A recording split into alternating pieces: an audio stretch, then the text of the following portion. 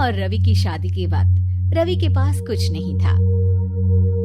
रेहाना, तुमने मुझसे शादी करके एहसान किया है। मुझसे ज्यादा तो तुम कमाती हो। अरे तो क्या हुआ, एक दिन आएगा रवि कि तुम खूब पैसा कमाओगे। मुझे तुम पर पूरा विश्वास है। रवि और रेहाना खुद को स्टैंड करने के लिए पूरी मेहनत करते।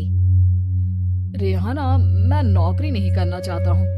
तो कोई बात नहीं, मैं नौकरी करके घर चलाती हूँ, तुम बिजनेस सेट करने की कोशिश करो। एक दिन रेहाना, तुम जानती हो, मैंने जो विज्ञापन बनाने वाली कंपनी खोली थी ना, उसे बड़ी ब्रांड का ऑफर आया है। अब हम लोगों के दिन प्यारे न्यारे हो गए हैं। मैं जानती थी रवि कि एक दिन तुम सेटल हो जाओगे। रवि का काम अच्छा चल जाता है। एक दिन वो रेहाना से कहता है, रेहाना, अब हम लोगों का बच्चा भी हो गया है। बहुत छोटा है वो, उसका ख्याल कैसे रखेंगे हम? कैसे क्या, मैं गांव से माँ को लेकर आ जाती हूँ। नौकरी से हाफ डे ले लिया करूंगी। अभी तो वो छोटा है, स्कूल जाने तक मैं मैनेज कर लूंगी। देखो रेहाना, मैं अब अच्छा कमा रहा हूँ। तुमको नौकरी करके परेशान होने की कोई जरूरत नहीं है। अरे कैसी बात कर रहे हैं, मैं अपनी लगी लगाई नौकरी कैसे छोड़ दूं? और मैंने तो सुना है हम लोगों को कुछ ही महीनों में सरकारी नौकरी मिल जाएगी। सरकारी नौकरी में कितना कमा लोगी? उतने में तो मैं ड्राइवर रख लूंगा। रेहाना को रवि की बात का थोड़ा बुरा तो लगता है। कम से कम मेरी नौकरी की इतनी बेइज्जती मत करो।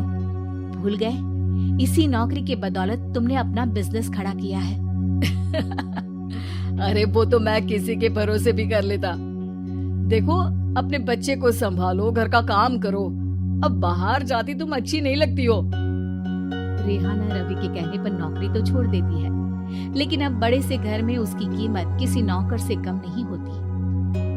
एक दिन रवि का दोस्त आता है। भाभी, हम लोग तो आपको तब से जानते हैं जब से आप लोग शादी होकर इस शहर में आए थे।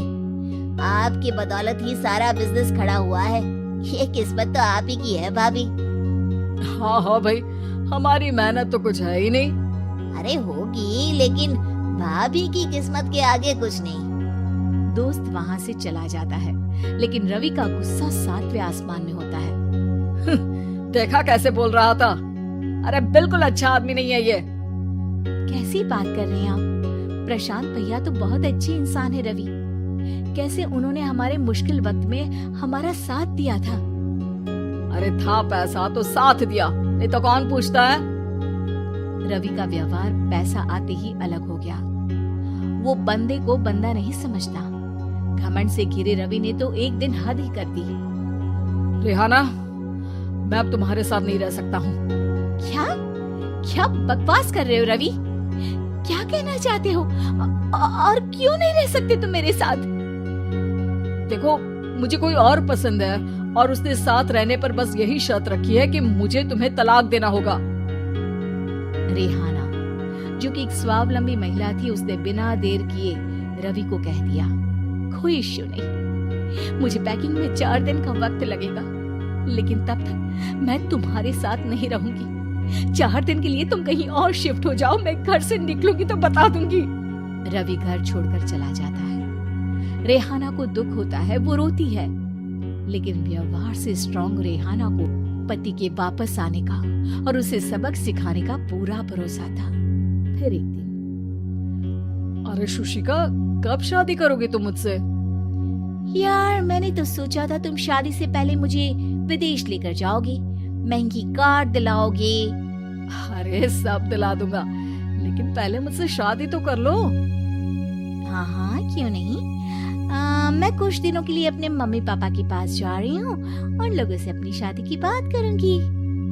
अरे शुशिका, कैसे रहूंगा मैं तुम्हारे बिना?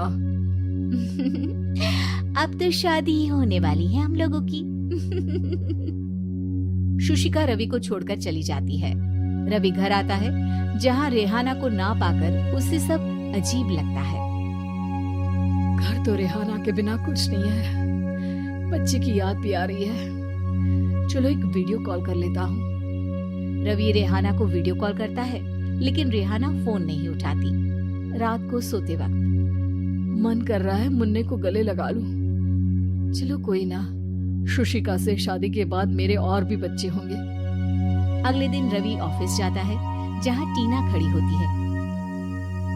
सर, आपने अपने नए ऐड के लिए मॉडल की रिक्वायरमेंट डाली थी ना, मैं उसी के लिए आई हूँ। रवि टीना को देखकर खुश हो जाता है। अब शादी हो गई है तुम्हारी?